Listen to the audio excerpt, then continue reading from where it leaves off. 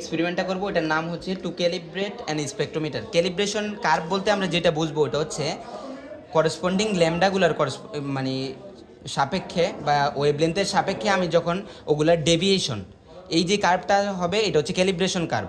এখন এটার মাধ্যমে আমি কি করব, একটা আননোন সোর্সের স্পেকট্রামের বিভিন্ন ওয়েভলেন্থ আমি বের করব। কীভাবে বের করবো এটা আমরা বলতেছি, কিন্তু এটার জন্য আমাদের যে অ্যারেঞ্জমেন্টটা লাগবে, প্রথমে এটা হচ্ছে আমার হিলিয়াম ডিসচার্জ টিউব।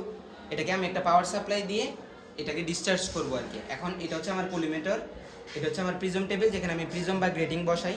এটা হচ্ছে দুইটা স্কেল, যে দুইটা স্কেল হচ্ছে এই টেলিস্কোপের কতটুকু রোটেশন হইলো ওটা অবটেন করার জন্য এই দুইটা স্কেল ইউজ হয়। আর এইখানে একটা আইপিস আছে, আর এগুলো হচ্ছে স্ক্রু জাস্ট ফোকাসিংয়ের জন্য, লেভেলিংয়ের জন্য ওগুলো আর কি। এখন প্রথম টেবিলটাতে যদি যাই, আমার প্রথম কী করতে হবে, প্রথম টেবিলে আমার যেটা নোন সোর্স এটা হচ্ছে হিলিয়াম ডিসচার্জ টিউব, এটার নোন সোর্স এবং এটার ওয়েভলেন্থগুলো কোন কোন কালারের জন্য ওয়েভলেন্থ কত হবে এটা আমার জানা আছে। এটার জন্য আমার প্রথম কাজ হবে হচ্ছে আগে যখন প্রিজমটা বসাই নেই তখন এই ডিরেক্ট, এটা হচ্ছে ডিরেক্টলি লাইটটা যে আসতেছে এটার জন্য এটার আমি নাম দিচ্ছি এই স্কেল, এটার নাম দিচ্ছি বি স্কেল। এই স্কেলের ডিরেক্ট রিডিংটা কত এটা নিয়ে নেয়, বি স্কেলের ডিরেক্ট রিডিংটা কত এটা নিয়ে নেয়। এটা হচ্ছে যখন প্রিজম আমি বসাই নেই। এরপরে আমি যখন প্রিজমটা বসাবো, প্রিজমটা আমি এইভাবে বসাবো যে রাফ সারফেসটা এইদিকে থাকে। দেন আমি একটা স্পেকট্রাম পাবো, যেহেতু এই সাইডে রাফ সারফেসটা দিয়েছি তাহলে স্পেকট্রামটা পাবো আমি এই দিকে আর কি।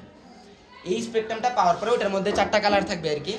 চারটা কালারের মধ্যে একটা থাকবে ভায়োলেট, একটা গ্রিন, একটা ইয়েলো, একটা রেড আর কি। এখন যখন এটা পাবো তখন আমি রেডে রাখা একবার এই স্কেলের রিডিং নিব, তারপরে রেডে রাখার কালীনই বি স্কেলের রিডিংটা নিব। এইবার আমার কাজ হবে হচ্ছে আগে ডিরেক্টে যে এই স্কেলের রিডিং পাইছিলাম আর এখন যে রিডিংটা পাইছি এই দুইটার মধ্যে ডিফারেন্সটা বের করা আর কি। ওইটাই হচ্ছে আমার ডেভিয়েশন, ঠিক আছে? এই ডেভিয়েশন অ্যাঙ্গেলটা আমার বের করতে হবে। সেমভাবে অন্য কালারের জন্য করব। আমি যদি এই টেবিলটাতে একটু তাকাই তাহলে এটা হচ্ছে আমার ডিরেক্ট রিডিং ছিল, এই যে এখানে ডিরেক্ট রিডিং। এগুলো হচ্ছে আমি প্রিজমটা যখন বসাই নেই তার আগে যে রিডিংগুলো নিছি এগুলো সব কালারের জন্য সেম থাকবে।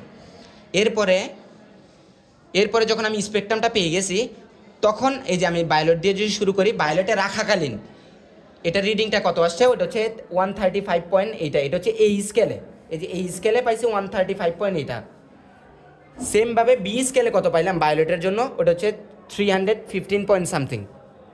এটা হচ্ছে ভায়োলেটের জন্য। এবার এই রিডিংটা থেকে এই রিডিংটা থেকে এই স্কেলের ডিরেক্ট রিডিং যেটা আছে ওটা বাদ দিতে হবে। ওইটাই হচ্ছে আমার এই ভায়োলেটের জন্য ডেভিয়েশন।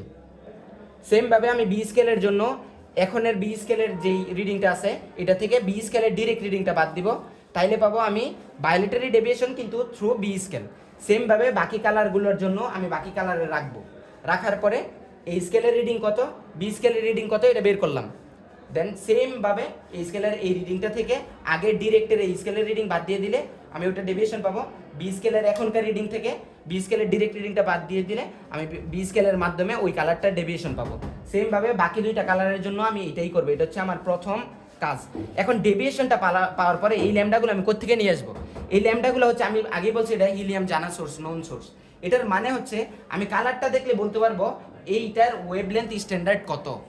ওইখান থেকে স্ট্যান্ডার্ড একটা সোর্স থেকে আমরা ওয়েভলেন্থগুলো নিব কালারের করসপন্ডিং, এটা আমরা জানি, এটা বের করে নিই। এরপরে আমি যদি 2 নম্বর টেবিলে যাই, ওটা হচ্ছে আননোন সোর্সের জন্য। আননোন সোর্সেরটা কী হবে?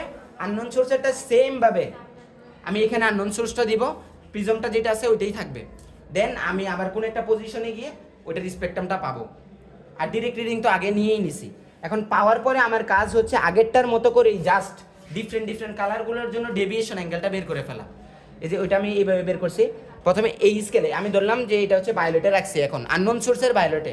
এবার ভায়োলেটে রাখাকালীন আমার কাজ হবে এই স্কেলের এখন রিডিং কত ওটা আমি দেখে নিলাম, বি স্কেলের রিডিং কত এটা দেখে নিলাম। এবার এই স্কেলের এখনকার রিডিং থেকে আগে ডিরেক্টলি আমি এই স্কেলের যে রিডিং পাইছিলাম ওটা বাদ দিলে বা ডিফারেন্স নিলে ওটা পাবো এই স্কেলের মাধ্যমে আননোন সোর্সের ভায়োলেটের যে ডেভিয়েশন ওইটা। সেমভাবে বি স্কেলের মাধ্যমে আমি ভায়োলেটের জন্য ডেভিয়েশনটা বের করে ফেলবো। সেমভাবে বাকি কালারগুলোর জন্য যেগুলো আছে ওগুলোর জন্য আমি ডেভিয়েশন অ্যাঙ্গেলটা বের করবো। এখন এটার ল্যামডা কিন্তু আমরা জানি না। এখন এটার ল্যামডা আমি কোথা থেকে বের করবো? এটার ল্যামডা বের করবো হচ্ছে আমি গ্রাফ থেকে। এই যে গ্রাফ থেকে, এই গ্রাফটা আমি আঁকছি কিভাবে? এই গ্রাফটা আঁকছি হচ্ছে আমি যে নোন ওয়েভলেন্থগুলো নিয়েছিলাম ওইটার করসপন্ডিংয়ে আমি ডেভিয়েশন অ্যাঙ্গেলগুলো পাইছি, ওই ওয়েভলেন্থগুলোর করসপন্ডিংয়ে আমি ডেভিয়েশন অ্যাঙ্গেলগুলো বসায় একটা কার্ভ পাইছি।